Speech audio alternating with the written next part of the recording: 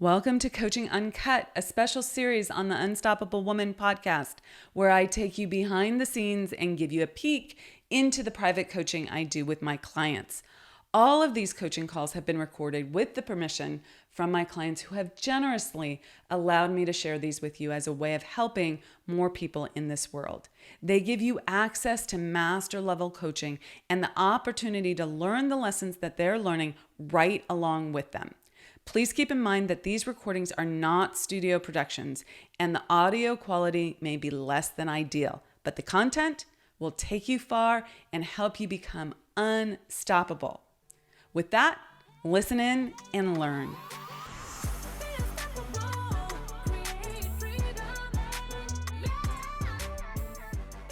In this episode of Coaching Uncut, I'm speaking to a client who recently moved into her dream house that was a long-awaited goal that she achieved. And she has the opportunity to expand her business beyond her geographical area and really explode it into so much more.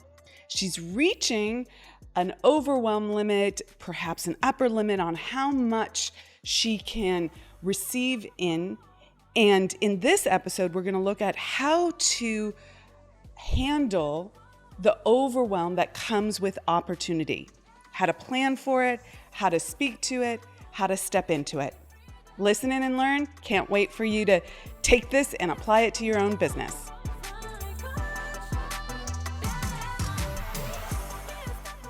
How are you?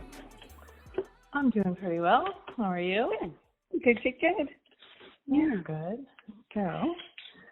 I can hear the echoing. I know. The new house. I love it. New house with nothing on the wall. Totally. Absorbing any sound yet.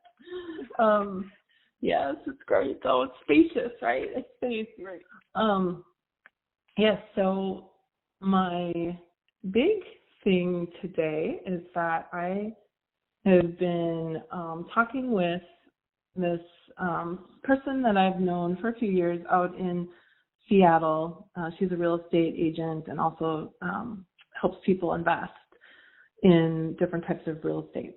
And she and I talked we went to Unfair Advantage Live recently, and we've connected about she really wants us to expand to Seattle. Okay. And she also wants, she has all these connections and she wants to expand in various markets, help us expand in various markets. Tell me what she does again. She's a real estate investor? She's a realtor. Yes. So she's a real estate agent.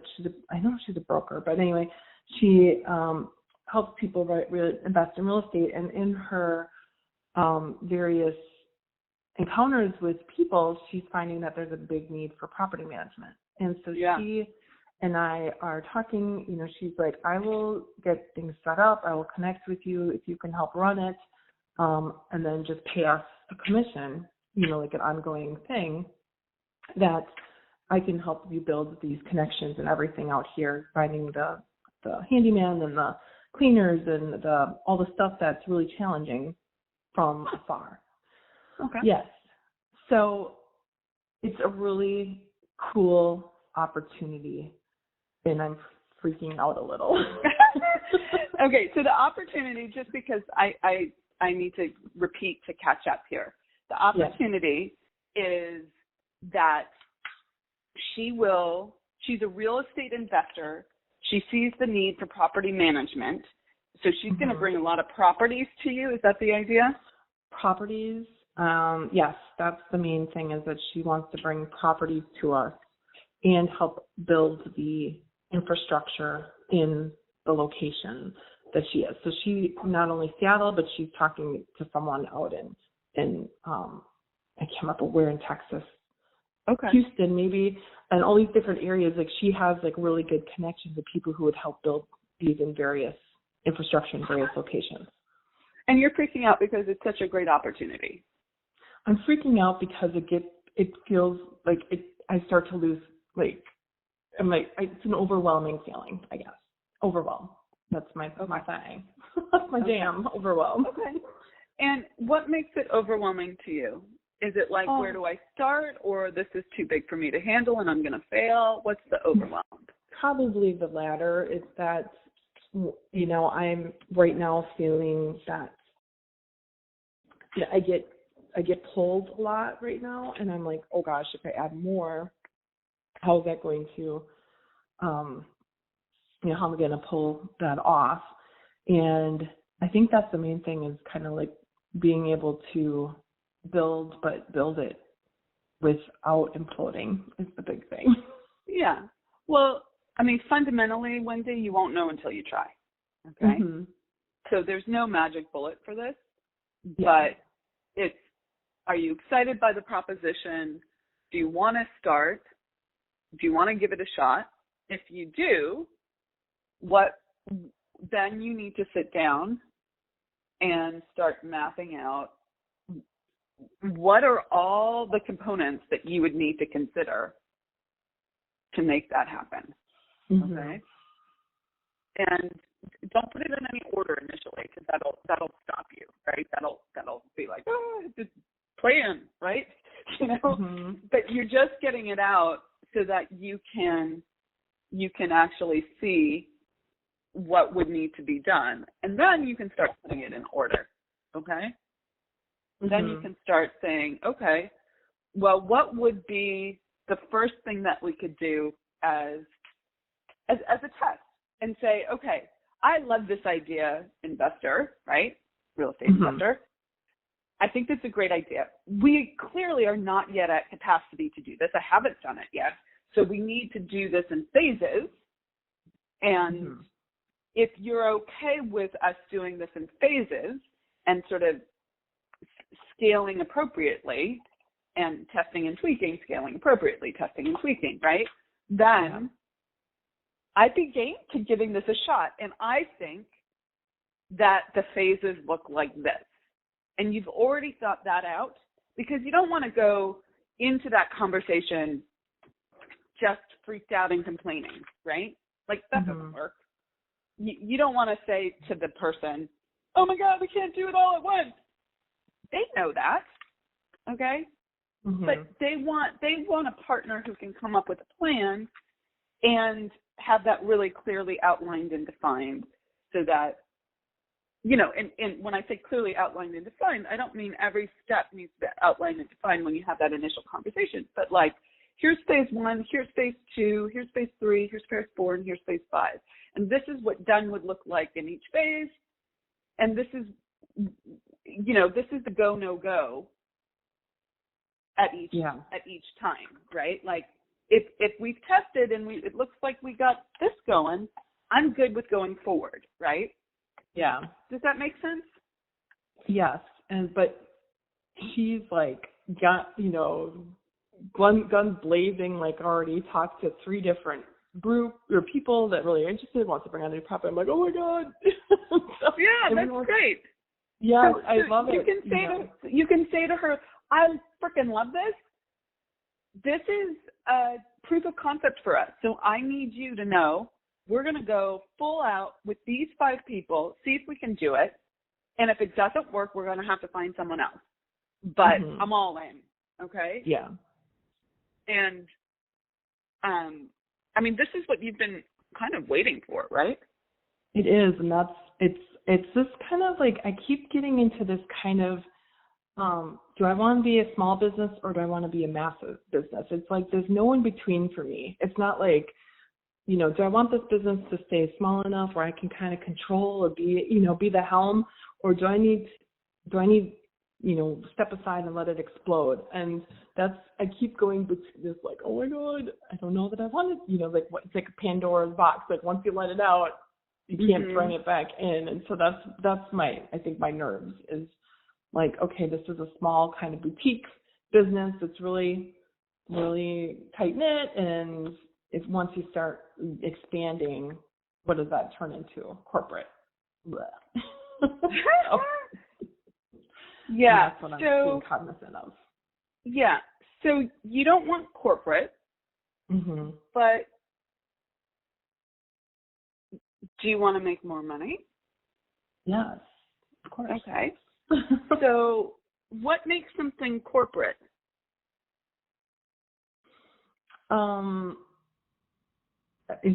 guess kind of having these massive teams and was it the massive teams that you didn't like, or some component of the massive teams? Well, probably, I mean, big teams, slow decision making, corporate bullshit, politics. I mean, all things that I probably can avoid. It's like, building this in a way that avoids that stuff, I guess. Yeah, I mean, I think that's what you have to really find out for yourself, okay? Mm-hmm. Is like, I would do a little exercise for yourself. It'll take 10 minutes. Okay. What did you not like about corporate? And get really specific. Okay, is it the big team? Do you really hate people, Monty? No, you don't hate people. It's that they were slow, that the decision making was slow, that people didn't take responsibility, that, go through the list, right, and figure out what it was specifically that you didn't like, that it wasn't agile, right? What were those things?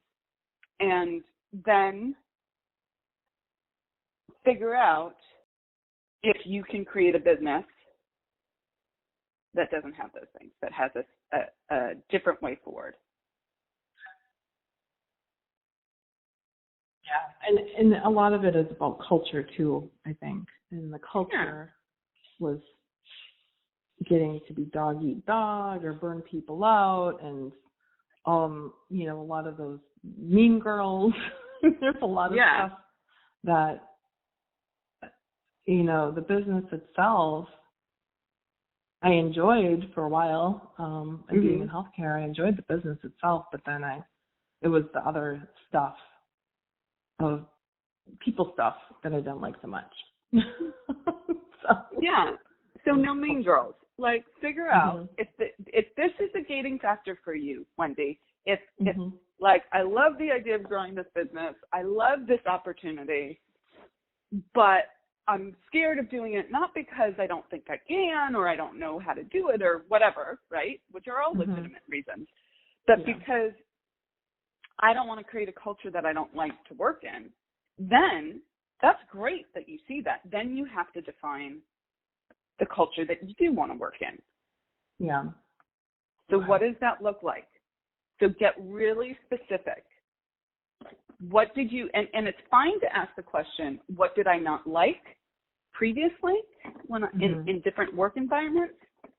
And how would I do it? You're now king of the hill or queen of the hill, right? How would I solve for that culture-wise? Yeah. I mean, the last thing I want to do, and I keep talking about this, is like, I don't want to work in a corner office. I don't, I want to be able to work from home and not have these big offices. And I've heard of other companies, when they start to grow, then they start to lose their personal touch with their owners, and then the owners don't like them. And so there's just lots of those kinds of things that it's the expansion and losing personal touch, I think. Connection. Okay. Oh, there it is again. Connection. Yeah, look at that. Okay. So then you have to do some problem solving around that. Okay. How would I keep connection as I grow this business? Yeah. What would I do? How would I run the team meetings? How would I talk to my employees? What is the communication? What, I would have to figure out what my values are, right? Like, all of those things. You have to start brainstorming that. Yeah. Okay. And then the next phase is that we will go through them and figure out what are the things that can be deployed to make those real, not just concepts. Yeah. Now, not in the future, but just, what are the first steps kind of thing. But start with the brainstorm. Start with what you didn't like. What did I not like? How would I do it differently? What do I value? How would I communicate those values? and then we can figure out what that looks like today. And we don't have to build it for 5 years from now. We just need your mind to know that you're thinking about it. Yeah. Okay. Okay. Awesome. Yep. Awesome. Okay. All right. Take care. Okay. Bye. Bye. Bye. Thank you so much for joining us for Coaching Uncut. If you loved what you learned today, please leave us a comment and let us know. We always love a thumbs up or a 5-star review, so thank you in advance for that. And if you want to take your life and your business to the next level and it's time to scale, please reach out to us and schedule a consult at theunstoppablewoman.com/next level. So that's theunstoppablewoman.com/next level. See you in the next episode. Rock it out and be unstoppable.